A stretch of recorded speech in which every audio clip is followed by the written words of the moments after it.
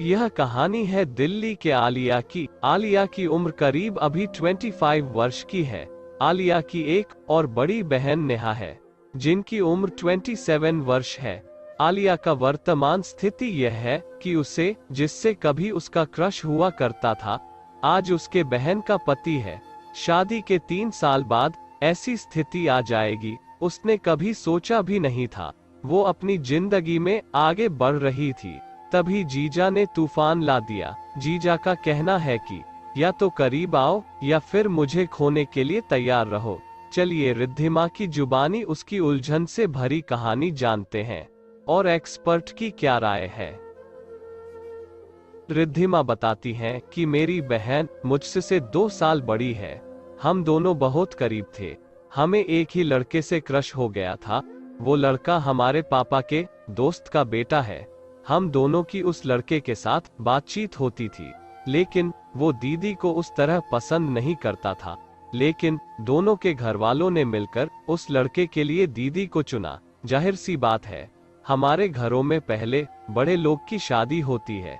दीदी को चूंकि लड़का पसंद था, इसलिए मैंने कुछ नहीं कहा, बस अपनी चाहत को दबा दिया। दीदी की शादी हो गई और वो लड़का मेरा जीजा बन गया।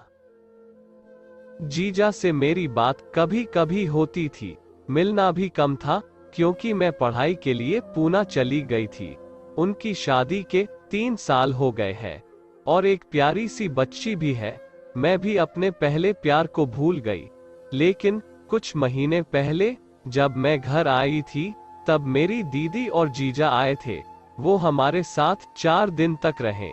हमने साथ में काफी मस्ती की। एक रात जब मैं छत पर अकेली थी, तब जीजा आए। मैं कैजुअल उनसे बात करने लगी, लेकिन अचानक उन्होंने मेरा हाथ पकड़ लिया और बोला कि वो आज भी मुझसे मोहब्बत करते हैं।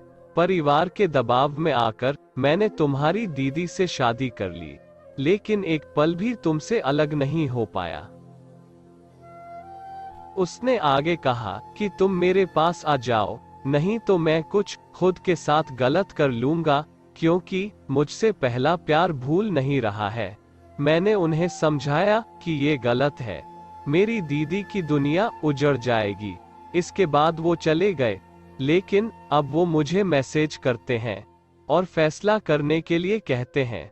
वो कहते हैं कि जल्द ही मैं कोई फैसला नहीं करती हूँ तो वो आत्महत्या कर लेंगे। मुझे समझ नहीं आ रहा है कि कैसे मैं अपनी दीदी की दुनिया और अपने पहले प्यार को बचाऊं। एक्सपर्ट की राय। हमारे समाज में जीजा साली का रिश्ता मजाक का भले ही होता है, लेकिन जीजा को एक भाई के तौर पर देखा जाता है, जो अपनी साली के लिए एक गार्जियन के तौर पर होता है। लेकिन कई लोग इस रिश्ते की मर्यादा को भंग कर देते हैं। सबसे पहले तो आप ये भूल जाइए कि आपका जीजा कुछ करने वाला है। अगर वाकई वो आपसे शिद्दत वाली मोहब्बत किया होता तो घर वालों को इसके बारे में बताता और आपसे शादी की जिद करता, लेकिन ना तो आपने ऐसा किया और ना ही उसने।